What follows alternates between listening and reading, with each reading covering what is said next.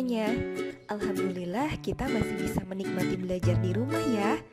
Jangan lupa tetap sehat dan juga bersyukur.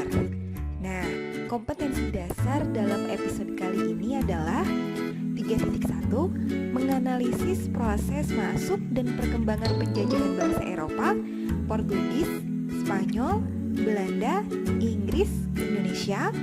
4.1 mengolah informasi tentang proses masuk dan perkembangan penjajahan bangsa Eropa, Portugis, Spanyol, Belanda, Inggris ke Indonesia dan menyajikannya dalam bentuk cerita sejarah.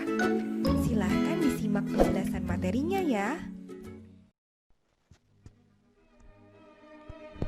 Baiklah semuanya, hari ini Ibu akan membahas materi mengenai masa kekuasaan Belanda kedua. Ya, ini tidak terlepas dari pembahasan pada episode sebelumnya.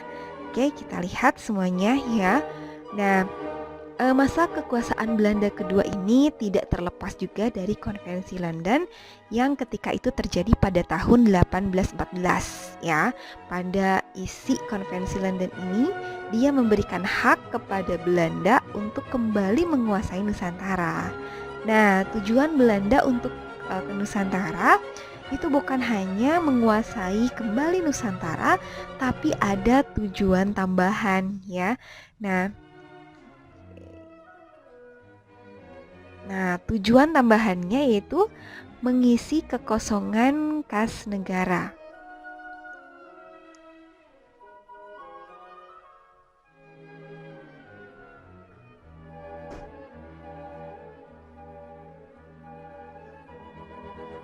Oke, yang jadi pertanyaannya adalah kenapa harus mengisi kekosongan kas negara?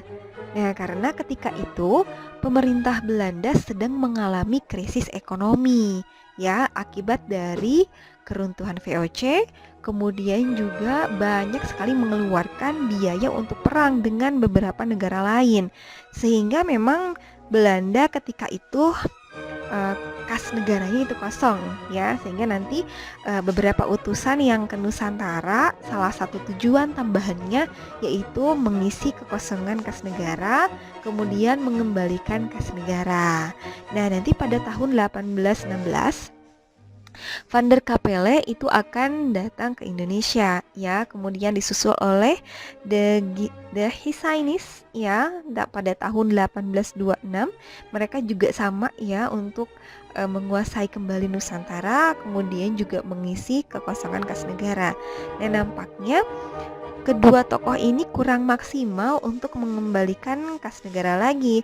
Nah, pada akhirnya nanti pada tahun 1830 pemerintah Belanda itu akan mengirim Van den Bosch dengan nanti dia punya strategi ya, strategi untuk mengembalikan kas negara. Nah, salah satu strateginya yaitu dengan memberlakukan kultur stelsel atau dalam bahasa Indonesianya yaitu sistem budaya. Nah, apakah kebijakan ini sesuai dengan namanya sistem budaya ataukah tidak? Mari kita lihat sama-sama ya isi dari kebijakan kultur stelsel. Yang pertama, setiap desa wajib menyisihkan 1/5 tanahnya untuk ditanami komoditas ekspor seperti kopi, tebu, kemudian tarum. Nah, nanti hasil tanamannya ini akan dijual kepada pemerintah kolonial dengan harga yang sudah ditentukan oleh mereka. Kemudian, tanah yang digunakan untuk kepentingan kultur stelsel itu dibebaskan dari pajak. Kedua, rakyat yang tidak memiliki tanah pertanian dapat menggantinya dengan bekerja di tanah-tanah pertanian dan juga pabrik pengolahan hasil pertanian milik pemerintah selama 66 hari atau 1/3 dari tahun yang berjalan. Yang ketiga, waktu pengerjaan tanaman pada tanah pertanian yang diperuntukkan untuk kultur stelsel ini tidak boleh melebihi waktu tanam padi atau sekitar 3 bulan. Yang keempat, kerusakan atau kegagalan akibat gagal panen yang bukan disebabkan kesalahan petani, misalnya bencana alam atau serangan hama, akan ditanggung oleh pemerintah kolonial. Terakhir, pengawasan dalam penggarapan tanah pertanian dan penyerahan hasil tanaman kultur stelsel ini dilakukan atau disampaikan melalui para kepala desa.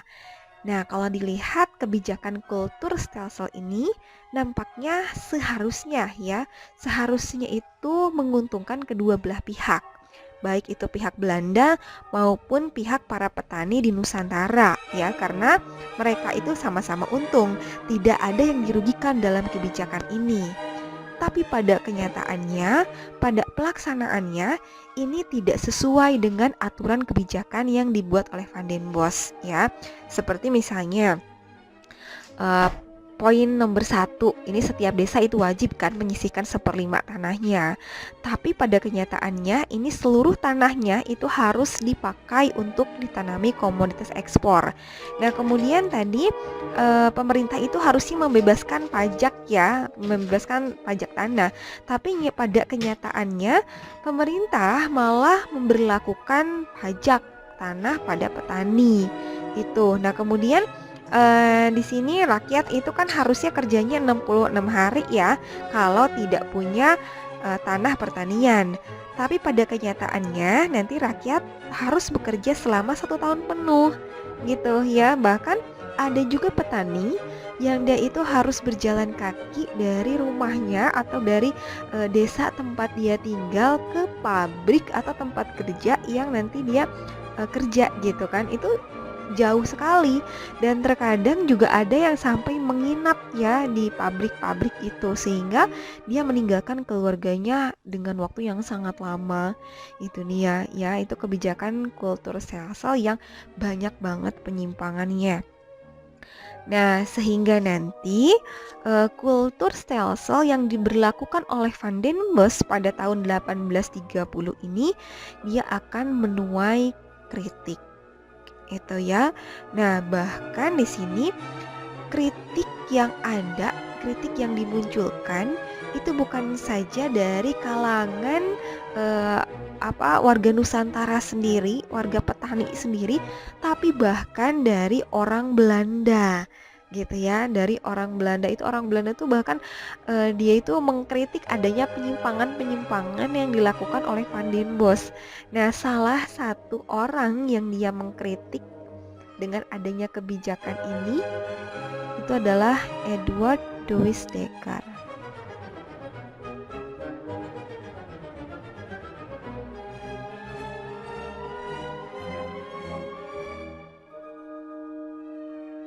Nah, de Wisdecker itu merupakan mantan asisten residen Lebak. Nah, Lebak itu adanya di Banten ya. Nah, nanti kritik yang dia sampaikan itu ditulis dalam buku yang berjudul Max Havelaar. Ya, jadi buku ini menceritakan tentang seorang petani yang di situ namanya Multatuli gitu ya. Nah, dia itu mengkisahkan tentang petani ini yang diberlakukan sewenang-wenang gitu ya, yang diberlakukan tidak adil oleh pemerintah kolonial. Jadi ini merupakan kritik yang dibuat oleh Edward de Wisdecker. Nah, sehingga nanti kultur stelsel ini akan dihapuskan pada tahun 1870 dengan adanya Undang-Undang Agraria dan juga Undang-Undang Gula ya. Nah, Undang-Undang Agraria tujuan dibuatnya yaitu melindungi hak petani ya, melindungi hak petani atas tanahnya dari penguasa dan juga pemodal asing. Sedangkan Undang-Undang Gula dia juga nanti akan memberikan kesempatan yang lebih luas bagi pengusaha gula tentunya untuk mengambil alih pabrik gula milik pemerintah. Nah, tapi nanti pada kenyataannya malah Undang-Undang Agraria dan Undang-Undang Gula ini dia akan mempersilahkan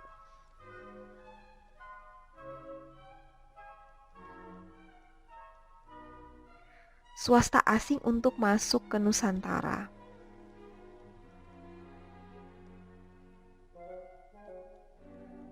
Gitu ya, yang tadinya itu untuk melindungi hak petani dari pemodal asing, kemudian juga untuk memberikan kesempatan pada pengusaha gula untuk punya hak milik gitu kan, yang tadinya itu milik pemerintah. Nah, ternyata undang-undang agraria dan undang-undang gula itu bahkan mempersilahkan swasta asing untuk masuk. Nah, salah satunya dan yang terbanyak itu adalah para swasta asing yang berasal dari Belanda dan juga Tionghoa. Gitu ya. Nah, dari sinilah nanti dimulai era liberalisasi ekonomi di Nusantara yang nanti dibungkus dalam bentuk kebijakan pintu terbuka.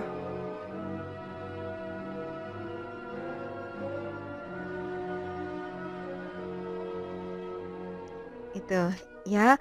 Nah, bagaimana pelaksanaan kebijakan pintu terbuka ini di Nusantara? Nah, mari kita lihat sama-sama.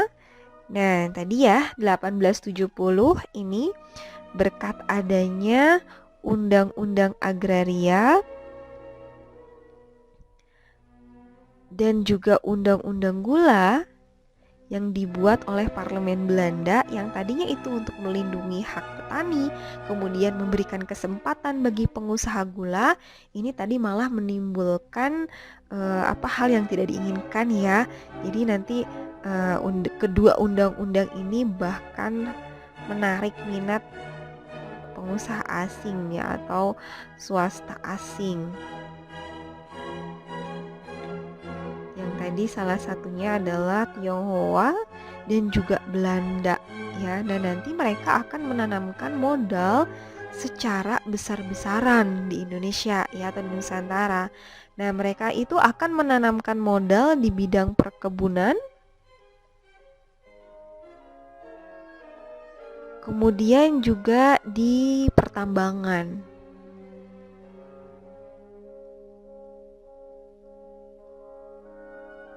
Itu ya.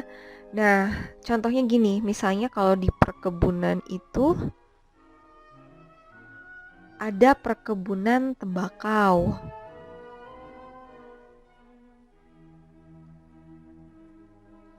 Nah, perkebunan tembakau itu contohnya di wilayah Delhi ya, di wilayah Delhi. Nah, kemudian juga ada perkebunan tebu. Nah, perkebunan tebu itu seperti di pesisir utara Jawa dari Cirebon sampai ke Semarang. Kemudian kalau di sebelah selatan itu sebelah selatan Gunung Muria hingga Juwana. Nah, kemudian juga ada perkebunan kina. Nah, kalau perkebunan kina itu ada di wilayah Jawa Barat. Kemudian ada juga perkebunan karet. Nah, perkebunan karet itu adanya di Palembang, kemudian juga di Sumatera Timur. Kemudian ada perkebunan kelapa sawit. Nah, kalau perkebunan kelapa sawit itu adanya di Sumatera Utara. Kemudian ada perkebunan teh itu adanya di Jawa Barat dan juga di Sumatera ya, di wilayah Sumatera. Nah, kalau pertambangan itu ada pabrik gula,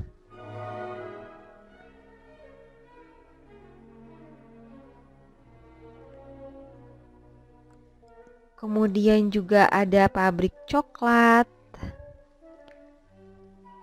ada pabrik teh, kemudian pabrik rokok, dan juga nanti ada pertambangan minyak ya. Nah, dari perkebunan dan pertambangan ini otomatis nanti mereka akan butuh sarana dan prasarana untuk mendukungnya.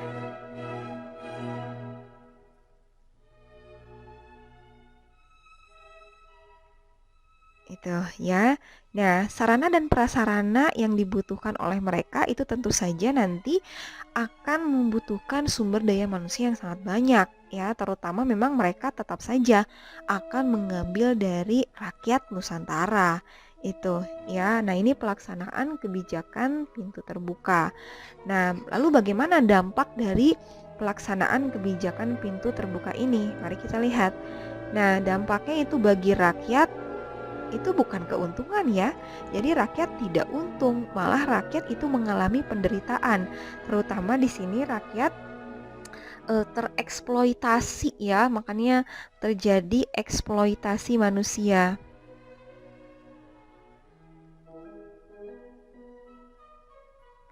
Yang diharapkan kebijakan pintu terbuka ini dapat menyelamatkan ekonomi warga atau rakyat, itu malah rakyat itu dieksploitasi secara besar-besaran ya oleh mereka. Jadi mereka itu bekerjanya itu lebih keras daripada pemerintah-pemerintah sebelumnya ya. Kemudian juga banyak paksaan-paksaan yang mereka lakukan, baik itu di perkebunan maupun di pertambangan. Nah, kemudian juga selain eksploitasi terhadap manusia, nanti dampaknya adalah eksploitasi terhadap uh, eksploitasi terhadap agraria.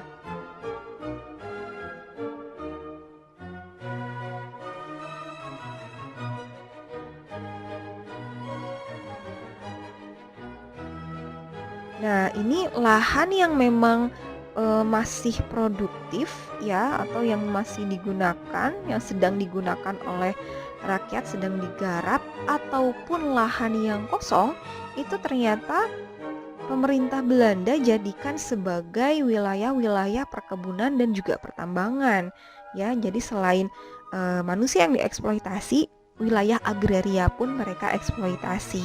Nah, bagaimana dampak bagi Belanda? Tentu saja Belanda itu mengalami keuntungan.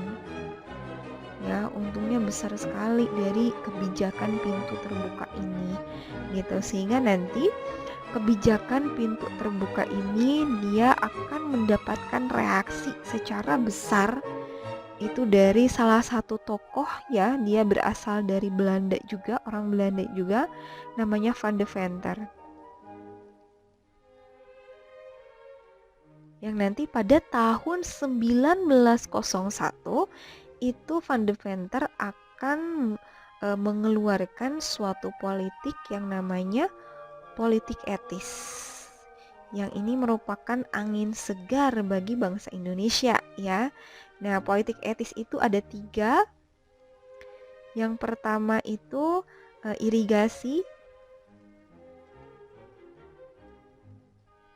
Yang kedua migrasi.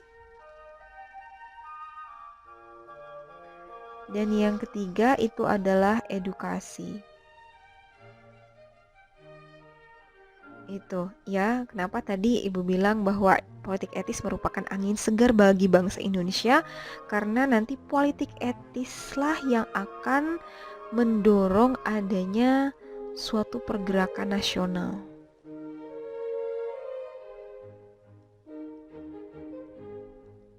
Yang salah satunya adalah edukasi. Itu ya. Oke, materi kita untuk pertemuan kali ini Ibu cukupkan. Bagi kalian yang masih belum paham mengenai materinya, silahkan bisa ditanyakan, bisa lewat email ataupun personal chat ya.